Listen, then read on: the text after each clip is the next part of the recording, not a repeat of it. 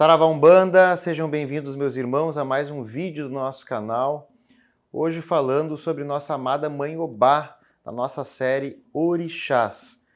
E é uma grande responsabilidade falar sobre Obá, devido ao pouco conteúdo que nós encontramos, seja no culto tradicional iorubá, seja no candomblé, seja no batuque ou seja na própria Umbanda. Não existe muito conteúdo aberto e disponível sobre essa grande mãe orixá que tem uma importância muito significativa na nossa vida. Como sempre, eu inicio este vídeo falando sobre a origem africana de Mãe Obá.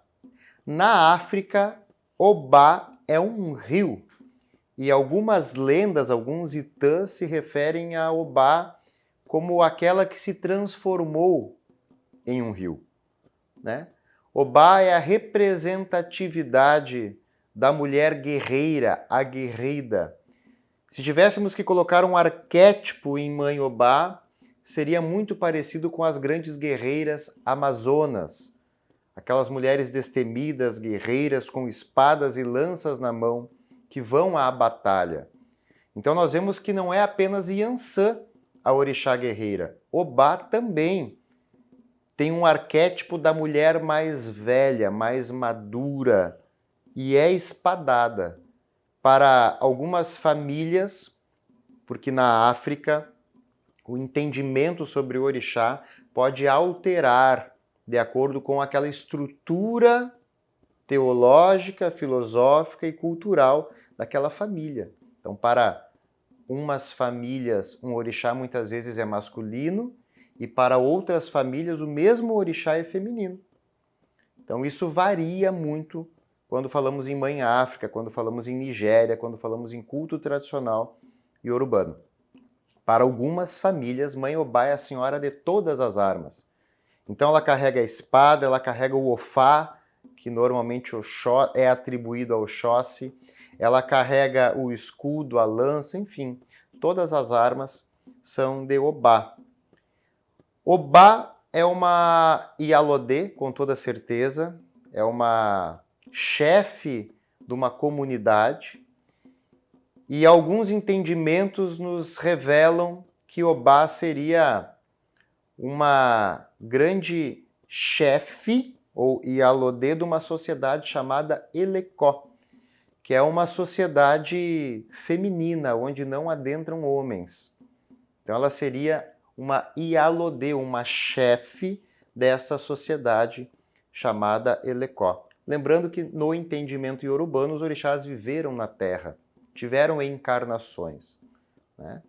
E uma das lendas mais populares e conhecidas de Mãe Obá é a lenda de Xangô e as suas 3 esposas. A história mais conhecida desta lenda que eu encontrei era que Obá, por ser a esposa mais velha de Xangô, não estava sendo tão procurada como Oxum, que era a esposa mais nova.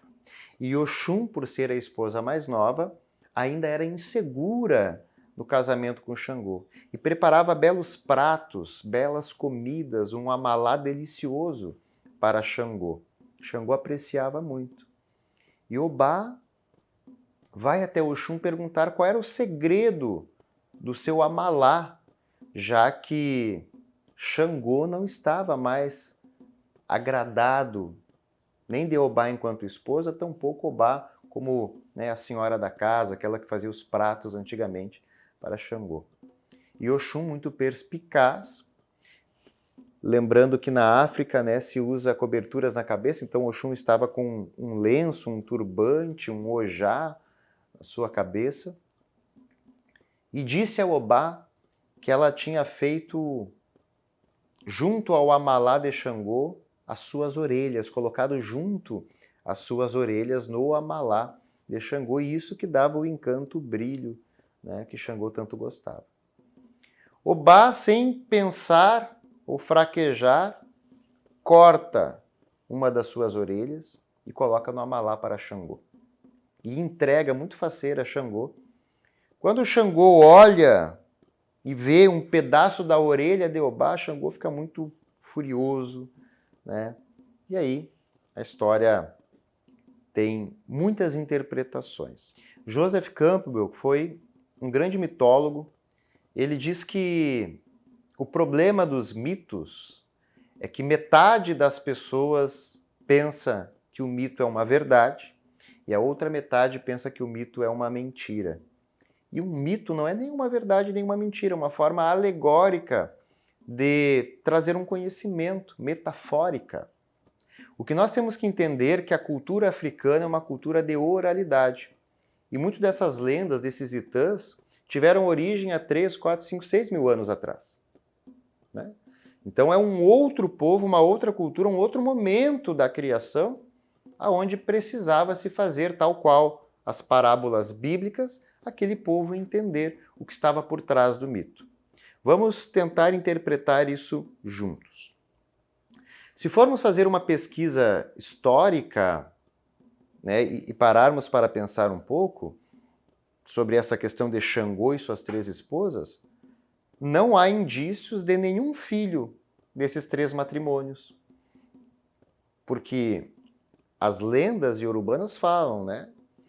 Ogum, por um exemplo, há indícios de que ele teria sido ou pai ou irmão do pai de Xangô.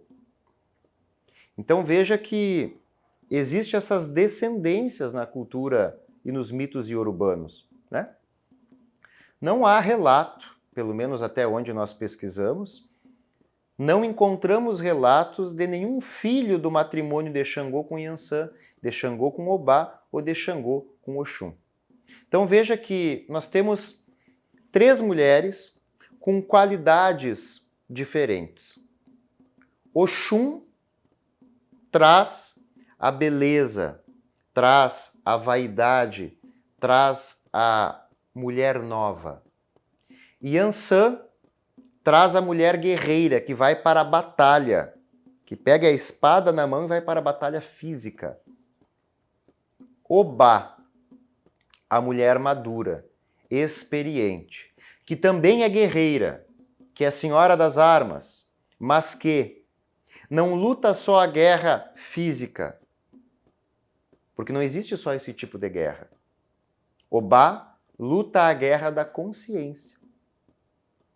Então veja que quando o Obá corta a sua orelha, diferente da guerra física, da guerra material, aonde mesmo armado, eu indo para a guerra, eu tenho a chance de ganhar ou talvez perder, mas eu tenho a chance de ganhar.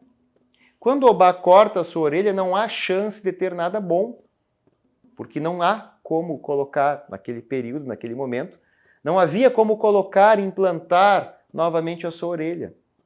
Então ela não reluta e corta a orelha, ela mostra muita coragem. Porque ela ficaria mutilada sem a sua orelha, não há volta. Então isso já nos traz um primeiro ensinamento. Muitas atitudes da nossa vida não há volta. Depois que nós fazemos, não há como voltar atrás. O segundo conhecimento e a segunda lição que isso pode nos trazer, que esta lenda pode nos trazer, porque é essa a função de um mito, é que a orelha, numa cultura onde há oralidade, é a entrada, é a porta de entrada para o conhecimento. Quando temos uma cultura literal, nós lemos e os olhos são a entrada deste conhecimento. Mas uma cultura onde a oralidade predomina, a porta de entrada do conhecimento é o ouvido, a orelha. Então, veja que Xangô foi um grande rei. E ninguém faz nada sozinho.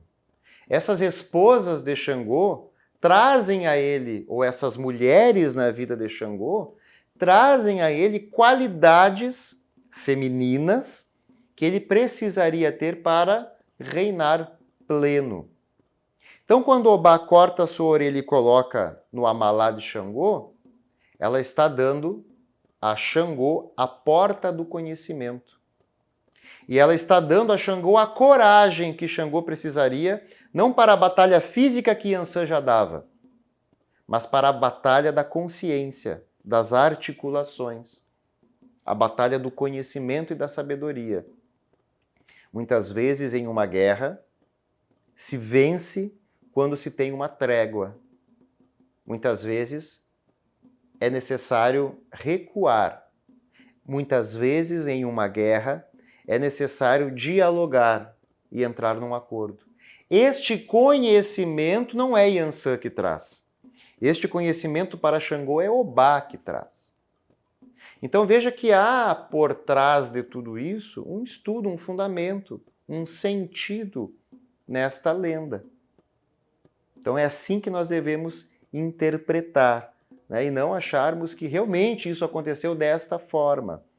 Tá bem? E aí nós entramos já falando em Xangô, naquele negócio, os filhos de Xangô são mulherengos, porque Xangô teve 3 esposas. Não é esse o caminho.